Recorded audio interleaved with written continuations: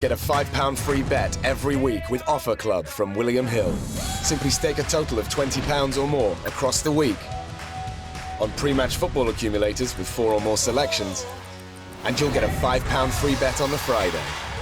Join William Hill Offer Club on mobile or online now.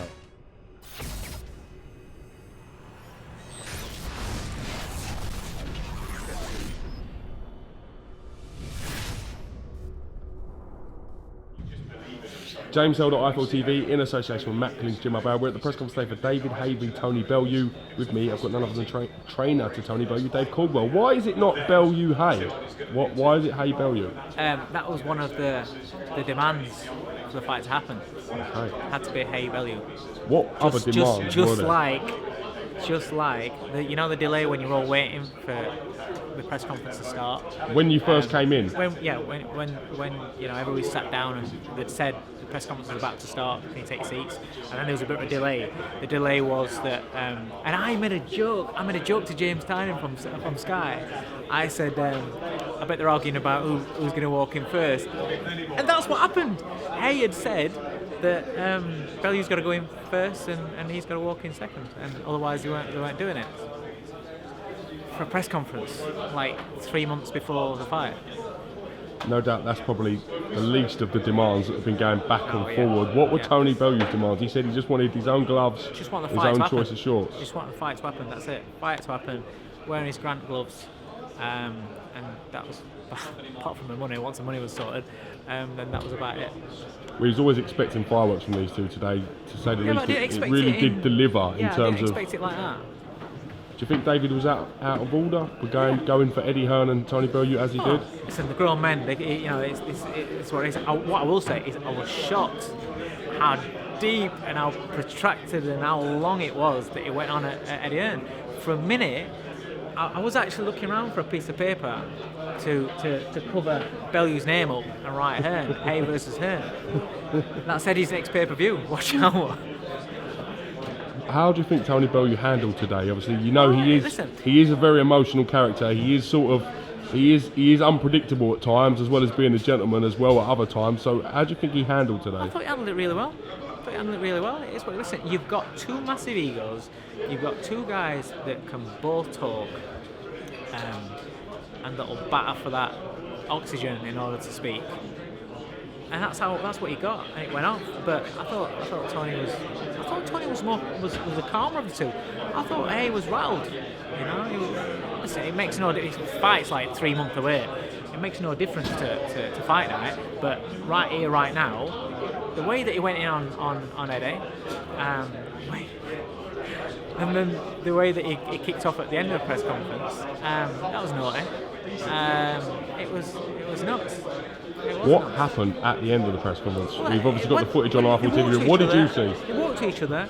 David stuck his nut on Tony's face, and I'm sorry, but he's not just to stand there and say, "All right, then." He shoved him off, and as he's gone to shove him off, Haye swung a left hand.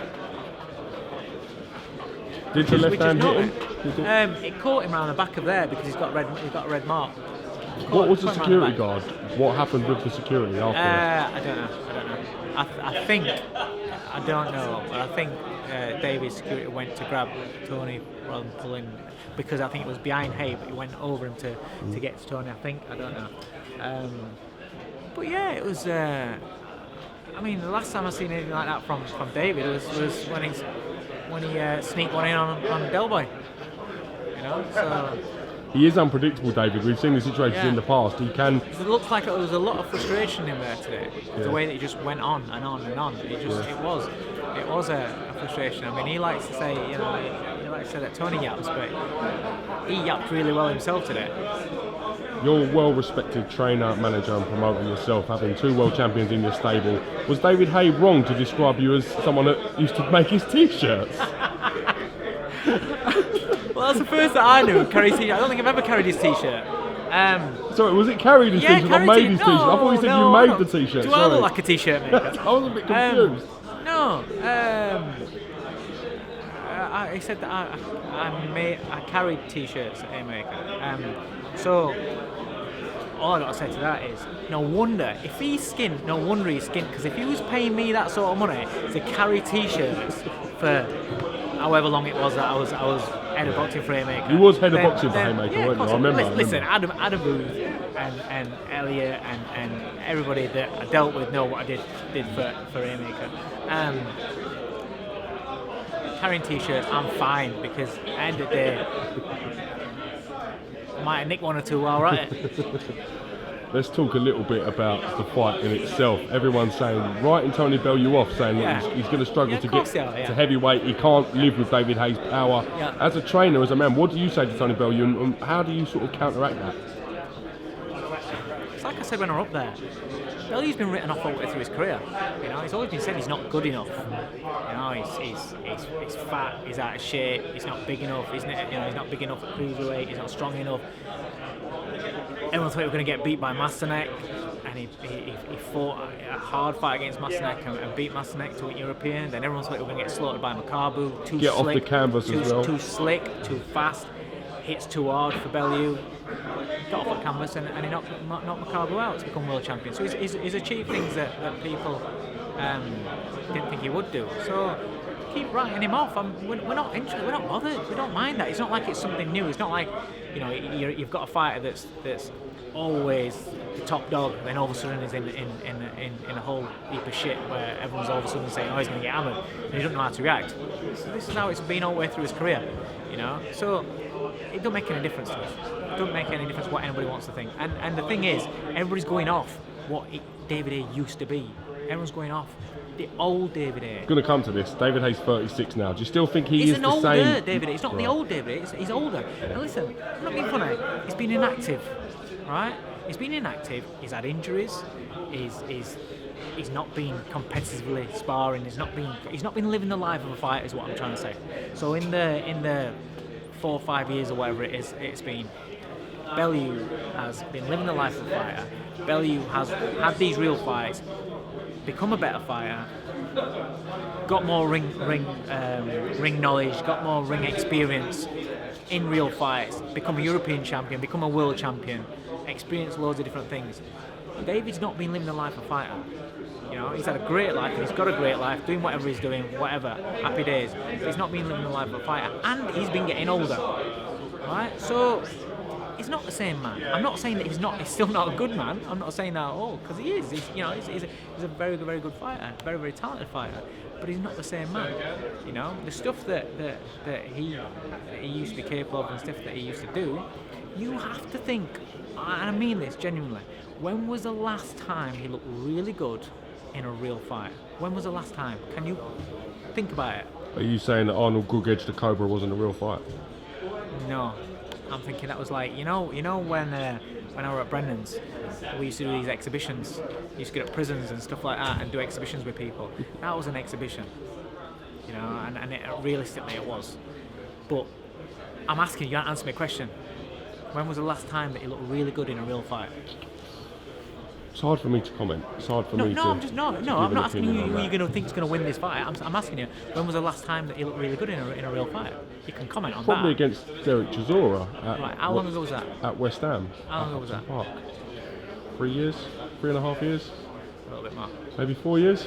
Right. Has it been that long already? Do you not think he was blowing towards the end of that before he caught him?